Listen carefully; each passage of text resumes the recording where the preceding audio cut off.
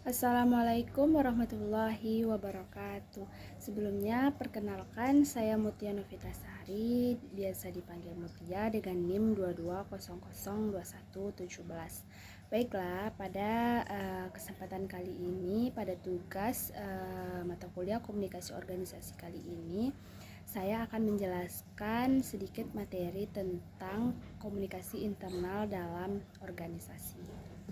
Baiklah, di sini saya akan menjelaskan materi tentang komunikasi internal di dalam organisasi. Sebelumnya kita ketahui apa itu komunikasi internal dalam organisasi. Komunikasi internal adalah proses komunikasi yang terjadi dalam suatu perusahaan. Bentuk komunikasi ini bisa dapat berupa atau bisa terjadi antar karyawan, antar bawahan dan atasan, antar atasan dan bawahan. Jika kita berbicara tentang komunikasi, pasti itu berhubungan dengan adanya pesan atau informasi yang akan disampaikan.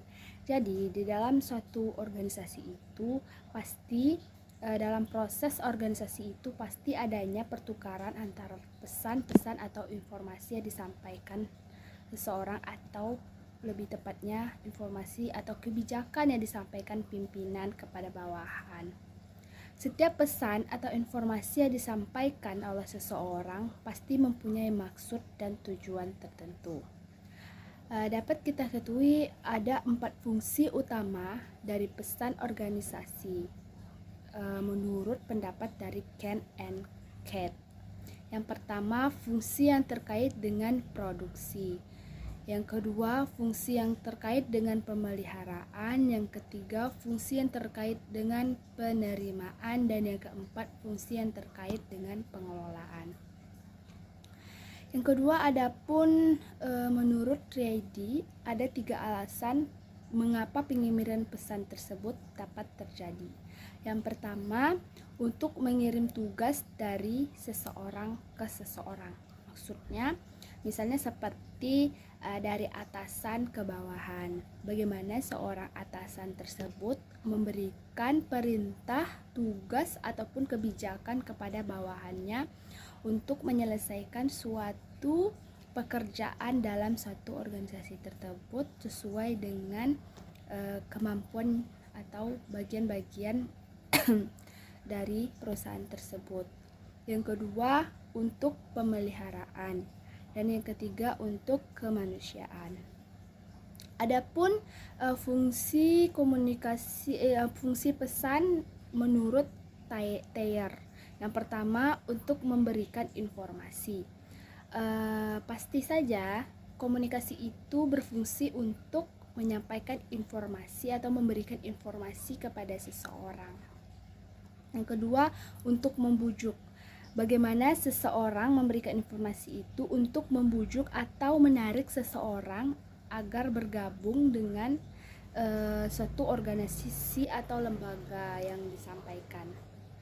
Yang ketiga, melihat dari garis perintah. Dalam fungsi dari komunikasi itu yaitu menyampaikan suatu informasi atau pesan dapat berupa bentuk perintah. Biasanya ini dari atasan ke bawahan. Yang kelima, mengintegrasikan organisasi. Maksudnya ini mengintegrasikan organisasi ini bagaimana menyatukan seluruh lembaga-lembaga yang ada dalam organisasi itu menjadi satu, yaitu pastinya melalui suatu informasi atau pesan yang disampaikan. Dari macam-macam pendapat tentang fungsi komunikasi tadi, fungsi komunikasi atau fungsi pesan tadi, dapat kita lihat ada kecenderungan dalam pesan walaupun di antaranya dalam istilah berbeda. Dan dapat kita lihat yang pertama, pesan itu sebagai tugas. Apa maksudnya? Ini dimaksud bahwa fungsi pesan itu untuk memberi tugas, untuk menyampaikan tugas yang disampaikan melalui pesan atau informasi dari suatu organisasi. Yang kedua, pesan berfungsi sebagai pemeliharaan. Pemeliharaan ini maksudnya berhubungan dengan pencapaian. Bagaimana pesan yang disampaikan dapat menjaga interaksi antar individu, antar seseorang dalam satu lembaga atau informasi tersebut untuk menjalin hubungan atau interaksi yang baik. Dan agar tercapai dengan adanya interaksi yang baik tersebut, agar tercapainya suatu keinginan atau tujuan dari organisasi tersebut sesuai dengan tugas masing-masing dan sesuai dengan instruksi yang ada. Yang ketiga, pesan sebagai fungsi kemanusiaan yang membuat sebuah lembaga itu hidup, bagus dan berkembang itu dari kinerja orang-orang yang ada di dalam organisasi tersebut atau lembaga tersebut.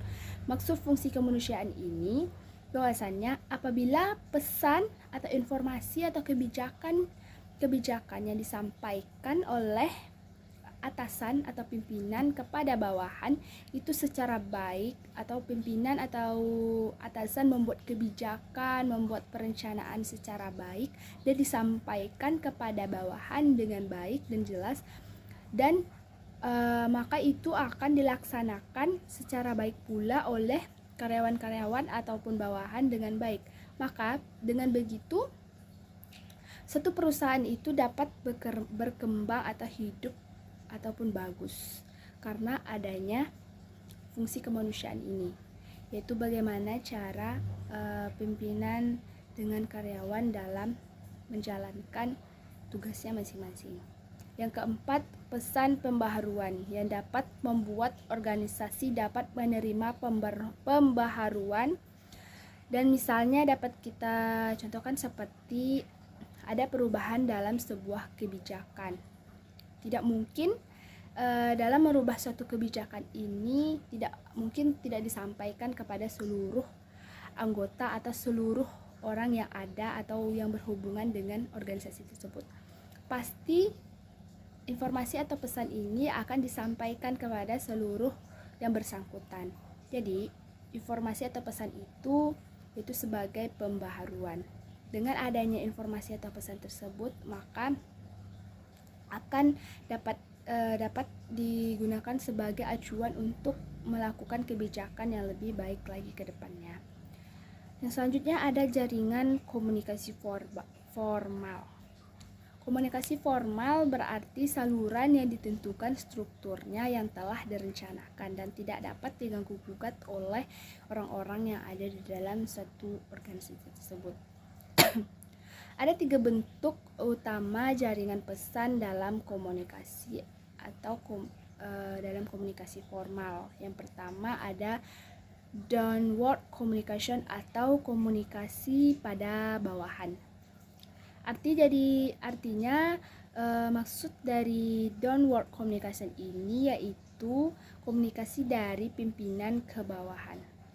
Dari komunikasi downward communication ini ada 5 tipe yang dapat kita ketahui. Yang pertama, instruksi tugas yang bisa berbentuk perintah. Misalnya seperti ini, instruksi tugas yang bisa berbentuk perintah. Fungsinya ini yang pertama, bahwasannya pesan atau informasi ini berasal dari pimpinan ke bawahan yang biasanya berbentuk perintah ataupun tugas dari bawahan.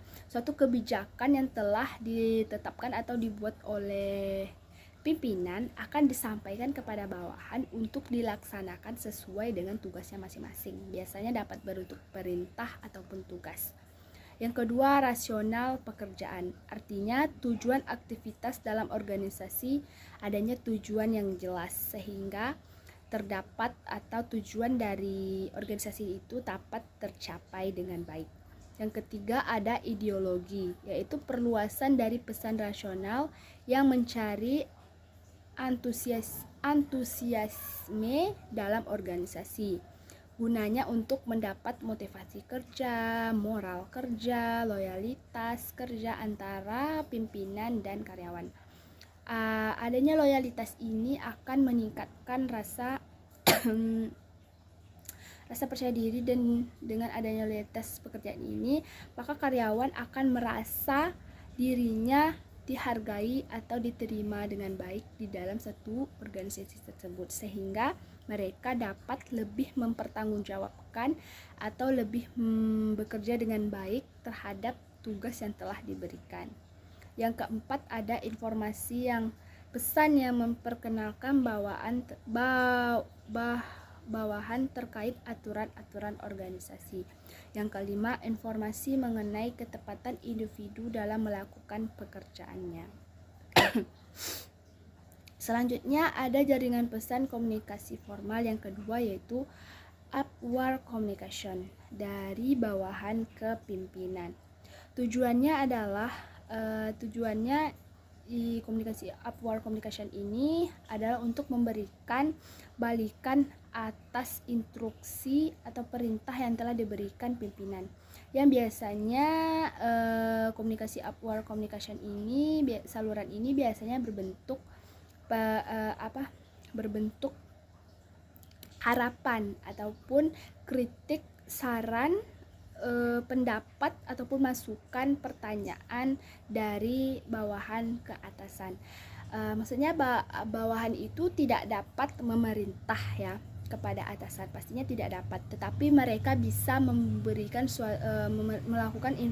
melakukan komunikasi dengan atasannya melalui menyampaikan informasi atau pesan dalam berbentuk harapan, kritik, saran, ataupun masukan dan pendapat, agar dengan begitu, dengan adanya masukan, pendapat, harapan dari bawahan, atasan dapat mengevaluasi semua kegiatan tersebut dan memperbaiki apa yang harus diperbaiki dan mengembangkan apa yang harus dikembangkan demi kelancaran atau demi kebaikan suatu organisasi tersebut. Yang terakhir ada horizontal komunikasi atau satu level atau sama, misalnya misalnya antar karyawan sama karyawan, pimpinan antar pimpinan, dan ini biasanya berbentuk atau berhubungan dengan tugas-tugas kemanusiaan dan lain sebagainya. Jadi komunikasi horizontal ini komunikasi yang setara atau selevel. Baiklah, hanya itu yang dapat saya sampaikan. Lebih dan kurang saya mohon maaf. Saya akhiri, wabillahi taufiq wal hidayah. Wassalamualaikum warahmatullahi wabarakatuh.